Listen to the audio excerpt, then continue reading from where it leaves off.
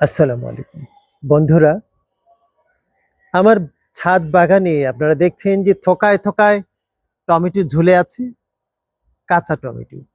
আর কিছুদিন পরে এই টমেটো পাকবে।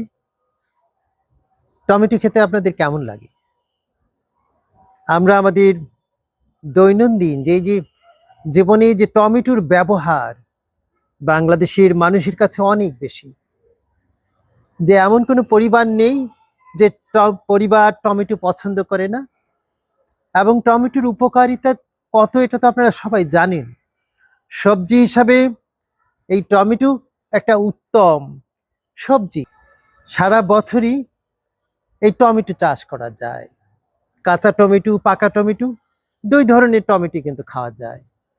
এই টমেটোটা কি করে আমরা সহজেই আমরা আমাদের ছাদ বাগানে কিংবা বাড়ির আঙিনায় বারান্দায় সহজে উৎপাদন করতে পারি, বের করতে হবে সেই উপায়টা। বন্ধুরা, খুব সহজেই কিন্তু এই টমেটো চাষ করা যায়।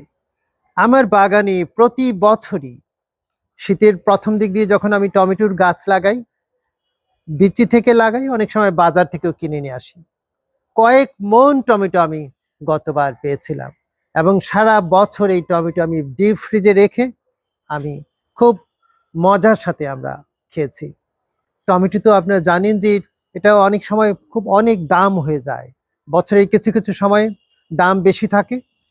এই টমেটো যেন সহজেই পেতে পারি এবং আনন্দ পেতে পারি, এজন্য টমেটো চাষ করা কি আমরা ভালো হয় না আমাদের জন্য? বন্ধুরা, আপনারা চেষ্টা করুন। চেষ্টা করলে খুব সহজেই আপনার ছাদ বাগানে, বাড়ির আঙিনায় কিংবা বেলকুনিতেও আপনারা এই টমেটো চাষ করতে পারেন। খুব মজার এই চাষের যে আনন্দ, এই আনন্দ আপনারা নিশ্চয়ই উপভোগ করবেন আমি আশা করি। এবং এই যদি কেউ টমেটোর চারা চান, যে বছরের এই প্রান্তিকে, যে শীতের প্রথম দিক দিয়ে, তাহলে আমিও কিন্তু অনেককে সহযোগিতা করতে পারবো।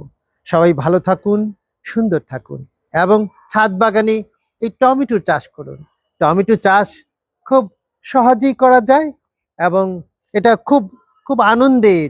এবং দেখুন, আমি আমি যখন এই টমেটোর গাছ থেকে গন্ধ শুকি না, খুব ভালো লাগে, খুব মজা লাগে এবং আমার ভিতরে একটা আনন্দ উৎফুল্লে যেন নাচতে ইচ্ছে করে।